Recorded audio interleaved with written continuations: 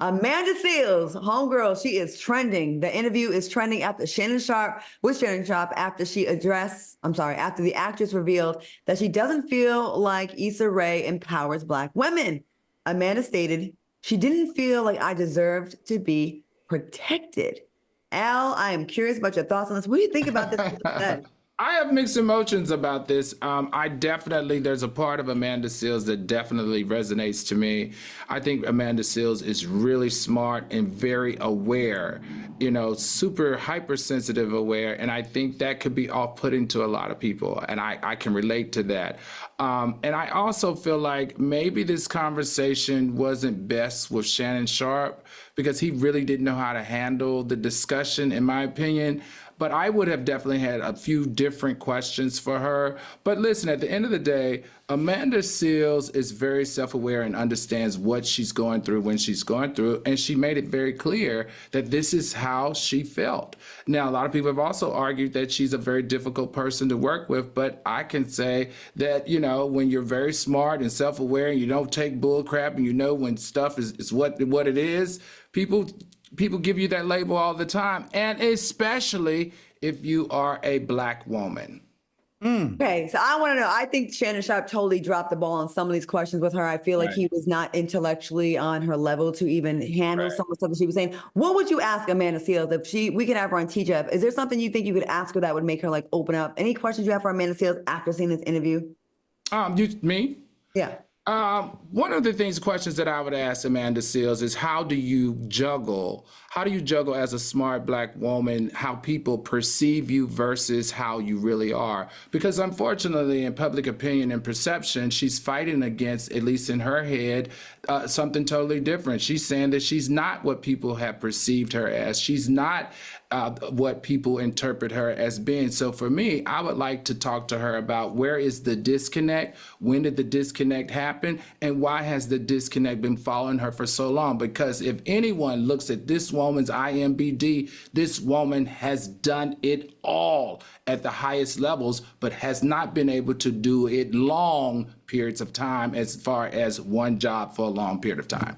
If she's been having this problem all her life, she probably doesn't know what the disconnect is. You know what I'm saying? I think that she doesn't know what it is. Because when it's you, you're like, what am I doing wrong? Like, what? Right. I definitely can relate to that. What do you think about this interview? And did you see parts of it? Yes, I've seen a clip of this, and I think I agree with all of you guys as far as Amanda Seales being talented and all of this and being very smart. I'm not a follower of her, so I'm gonna be honest with you there. But I think the problem is, to answer the question, I feel like I can answer the question for her. It's the fact that from a person that doesn't study or follow her, it's like the only time I see her is when she's always complaining. So even though there could be some truth to it, you've got to kind of understand when and where and how to complain, because it's starting to come across like Amanda Seales is now famous for complaining.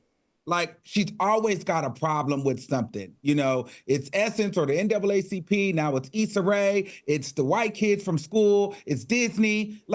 Are you ever happy? Or is there ever a positive moment? Or is your whole career based upon injustice that's been done to you?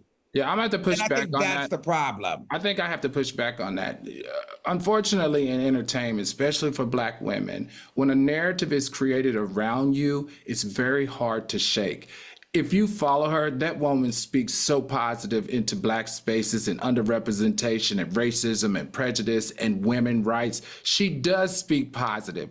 But because she has this stain as this troublemaker, this loud, this problem, it's following her and she can't shake it. So everything she says, they're not looking for the positive to showcase to the public. They're looking for the negative.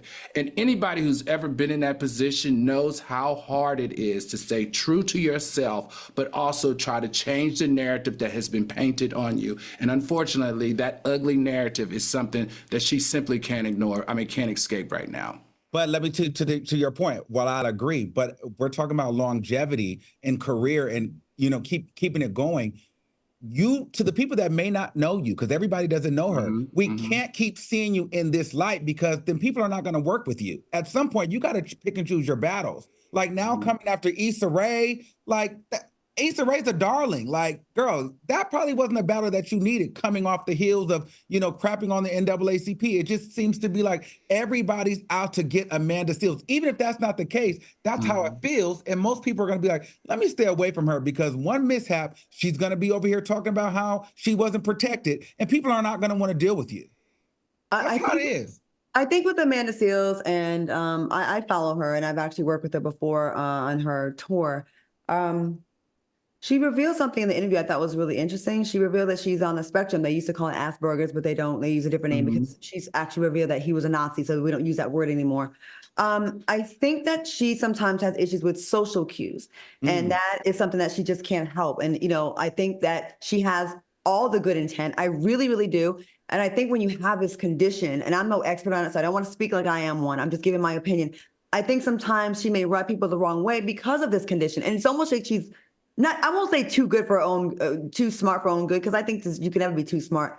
I think sometimes she may rub people the wrong way with her intent and with her passion. But I do think she does have